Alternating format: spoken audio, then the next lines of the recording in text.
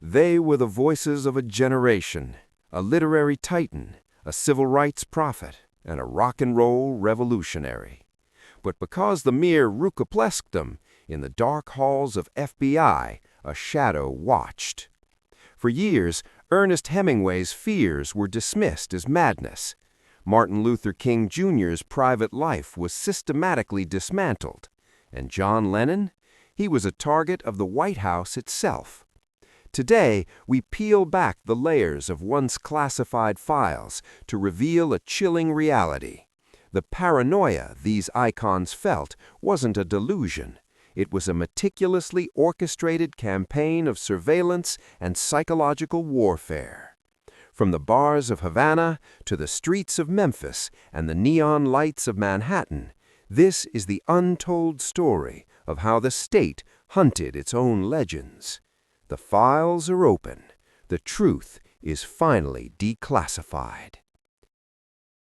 For nearly 5 decades, the Federal Bureau of Investigation was synonymous with one name, J. Edgar Hoover.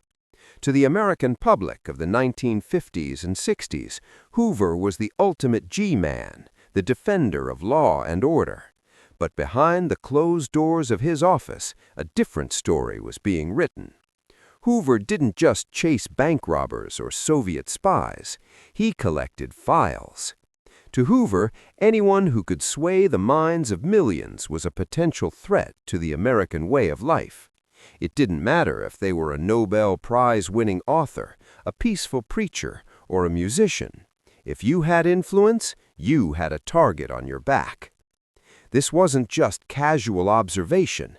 It was the birth of COINTELPRO, a series of covert and often illegal projects aimed at surveilling, infiltrating, and disrupting domestic political organizations. However, Hoover's personal obsessions went further. He viewed the cultural shifts of the 20th century with deep suspicion. The rise of civil rights, the anti-war movement, and even the changing tone of American literature were, in his eyes, cracks in the foundation of the nation. Our story begins in the early 1960s, a time of the tension of the Cold War had turned into a fever pitch of internal suspicion. The FBI had grown into a massive machine, and its eyes were fixed on the most influential men in America. We start with a man who lived his life on the edge, a man who survived wars and big game hunts, only to find himself trapped in a net he couldn't see. Ernest Hemingway. For years, the legend of Papa Hemingway ended with a tragic narrative of a man losing his mind to clinical paranoia. He told his friends the feds were everywhere. He said they were checking his bank accounts and tapping his phones. His friends laughed. His doctors gave him electric shock therapy. But as the declassified files would later prove, Hemingway wasn't crazy. He was right. The Bureau had been tracking him since the 1940s, and they never looked away until the day he pulled the trigger. To understand why the FBI was so obsessed with Ernest Hemingway, we have to look back to the early 1940s. While most of the world saw Hemingway as the rugged adventurer, the man who hunted marlin in the Gulf Stream and lions in the Serengeti, the Bureau saw him as a premature anti-fascist. In the paranoid halls of the FBI under Hoover, that was often used as a code for communist sympathizer. During the Spanish Civil War, Hemingway hadn't hidden his support for the Republican cause against Franco, and to J. Edgar Hoover, this was a red flag that would never stop waving. In 1942, while living at his villa, Finca Vigía, in Cuba, Hemingway did something that sounds like the plot of one of his own novels. He convinced the American ambassador to let him run a private intelligence network. He called it the Crook Factory. Using his beloved fishing boat, the Pilar, and a ragtag crew of bartenders, fishermen, and Spanish exiles, Hemingway patrolled the Cuban coast looking for German U-boats.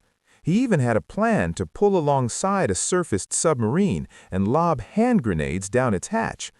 While it might sound like an eccentric daydream, the U.S. government actually took it seriously for a time, supplying him with fuel and radio equipment. But J. Edgar Hoover was far from impressed. He viewed Hemingway as a loose cannon and a vicious character who was playing at being a spy without any oversight. Hoover issued a memo stating that Hemingway's activities were uncontrollable and his information was unreliable. This wasn't just a professional disagreement, it was the start of a personal vendetta. From that moment on, Hemingway's name was added to the Bureau's most sensitive lists. As the Cold War began to freeze the world in the 1950s, the surveillance intensified. The FBI contacted its legal attachés in Havana, instructing them to keep a constant watch on Papa. Every trip he took, every overseas letter he mailed, and every phone call he made through the Cuban exchanges was logged.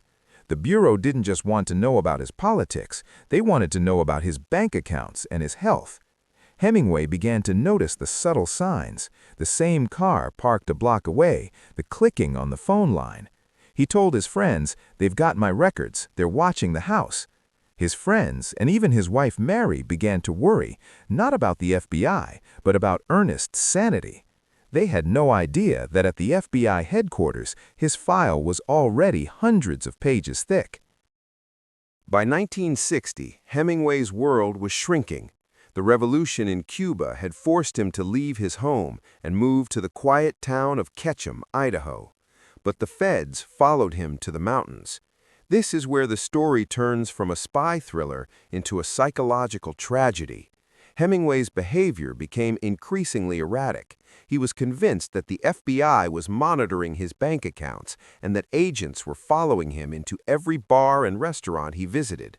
When he was eventually taken to the prestigious Mayo Clinic for treatment, he used an alias, George Saviors, but even then he believed the hospital was bugged.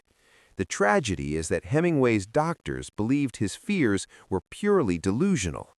They diagnosed him with clinical depression and paranoia, and their cure was a brutal series of electroconvulsive therapy, ECT, sessions.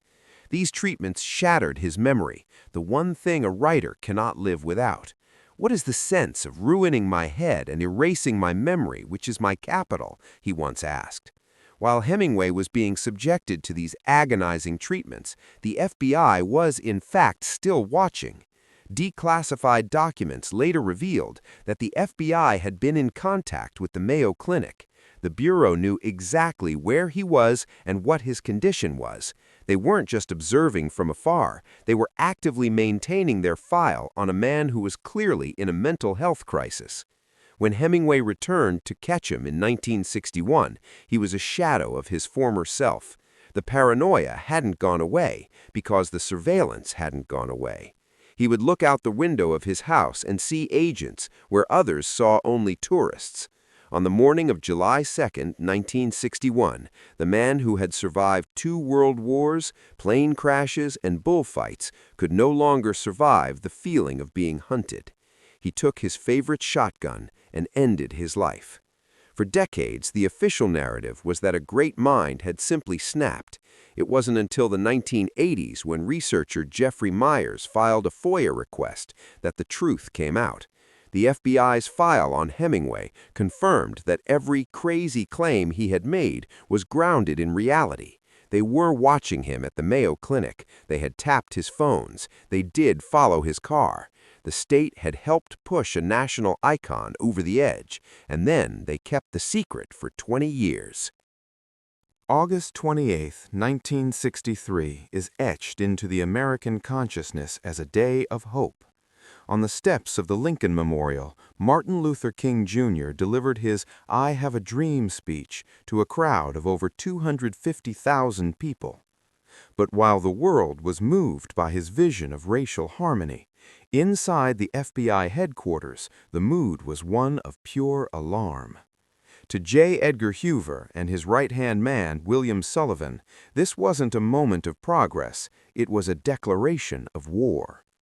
2 days after the speech, Sullivan wrote a memo that would change history. "We must mark him now, if we have not done so before, as the most dangerous Negro of the future in this nation from the standpoint of communism, the Negro strategy, and national security."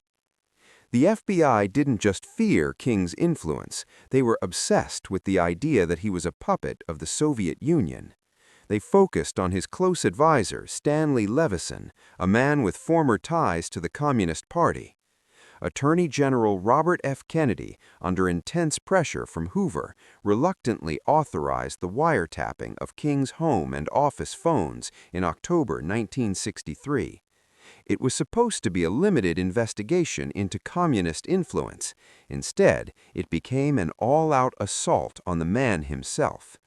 Hoover's animosity toward King was deeply personal. He viewed King's nonviolent philosophy as a front for revolutionary activity. The Bureau's goal shifted from gathering intelligence to neutralizing King as a national leader. This was the dark heart of COINTELPRO. They didn't just want to know what King was planning, they wanted to destroy his reputation, disrupt his marriage, and dismantle his movement from the inside out.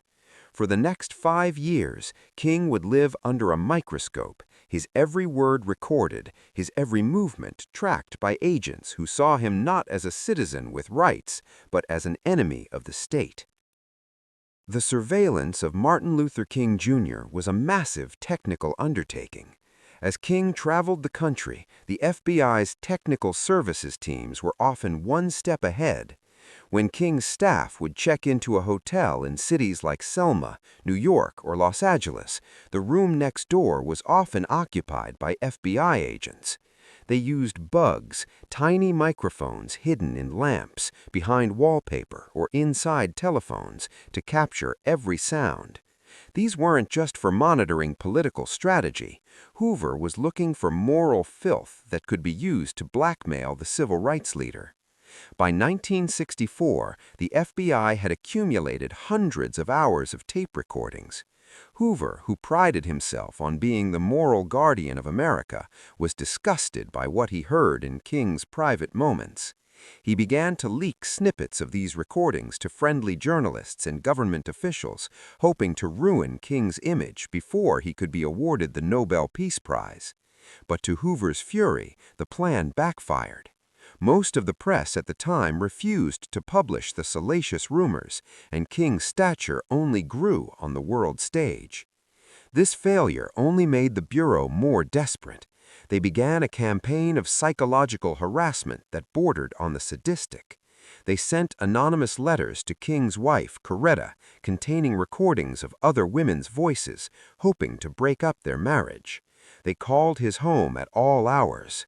King knew he was being watched. He once famously remarked to his aides in a hotel room, "Don't say anything too important. The little men are listening." He lived in a state of constant, justified paranoia, knowing that the very government that was supposed to protect his civil rights was the one trying to tear his life apart. The little men weren't just listening, they were building a trap. Perhaps the most shocking document in the history of the FBI's crusade against King was unearthed decades later, the suicide letter. In late 1964, just weeks before King was to travel to Norway to accept the Nobel Peace Prize, he received a package at his home. Inside was a tape recording of his private conversations and an anonymous, typed letter. The letter was written in a disguised, rambling style, intended to look like it came from a disillusioned follower, but it was actually drafted by Hoover's deputy, William Sullivan. The letter was a direct psychological attack. It called King a complete fraud and a beastly, abnormal animal. But the most chilling part was the conclusion. It told King that the public would soon know the truth about his private life, stating, "King, there is only one thing left for you to do. You know what it is. You are done. There is but one way out for you. You better take it before your filthy, abnormal, fraudulent self is bared to the nation." The implication was unmistakable. The FBI was telling Martin Luther King Jr. to kill himself.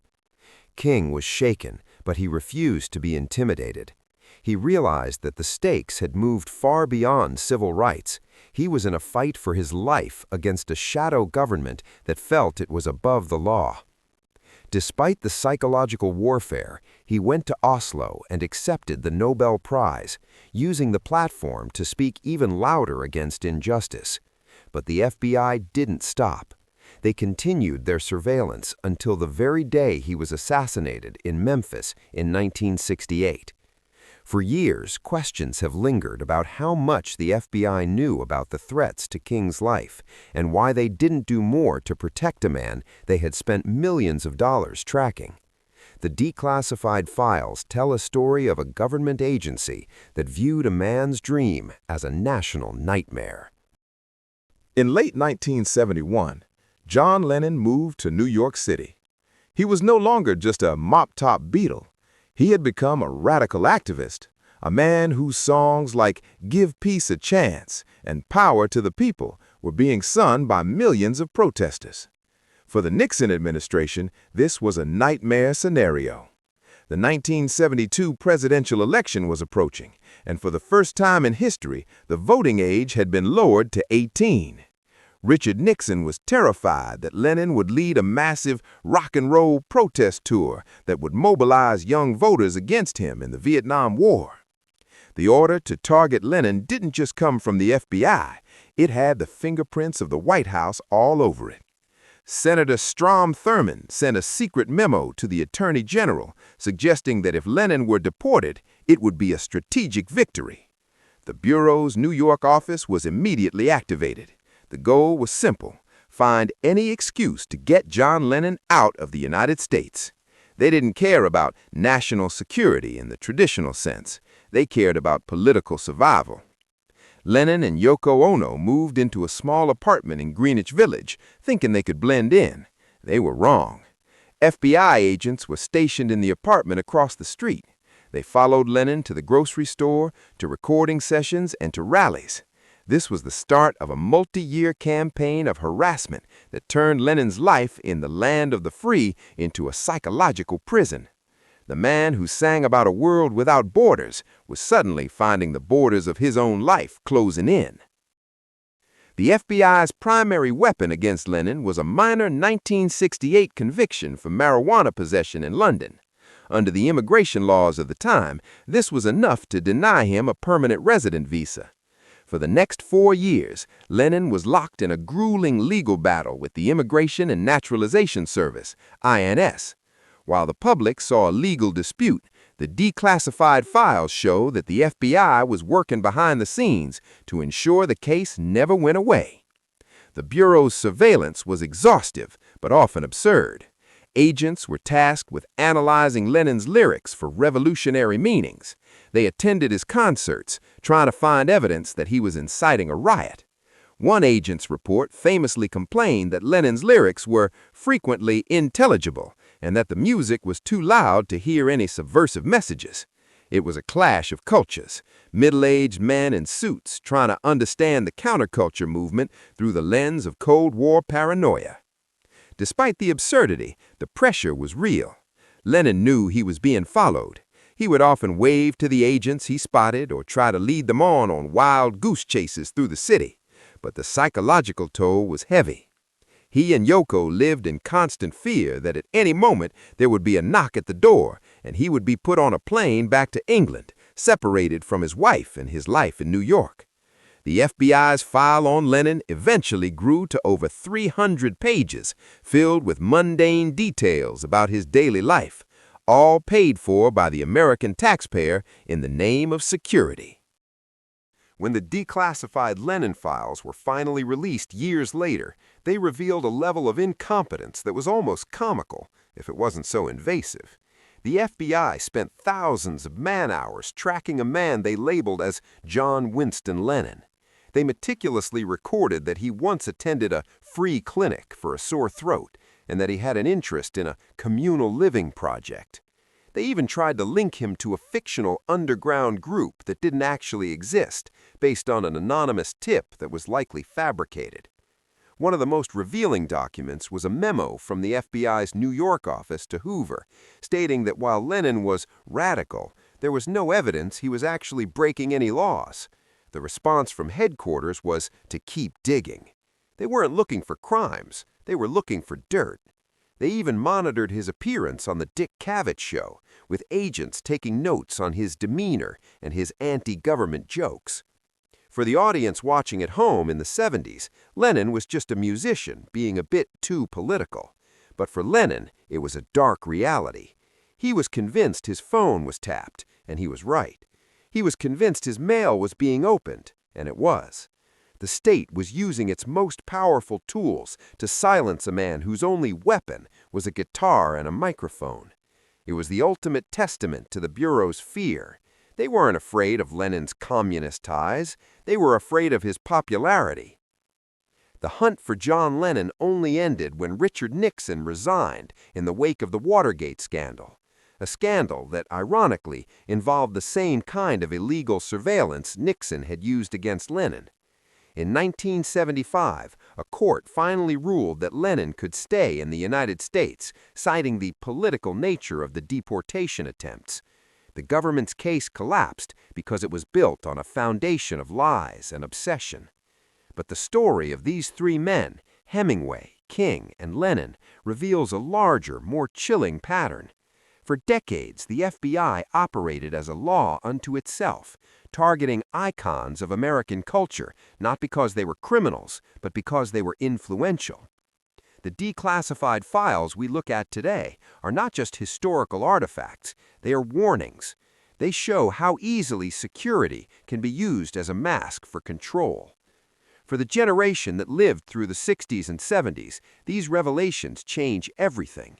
The paranoia of the era wasn't just a cultural trend, it was a documented reality. Hemingway wasn't just a depressed writer, he was a hunted man. King wasn't just a preacher, he was a target for state-sponsored suicide.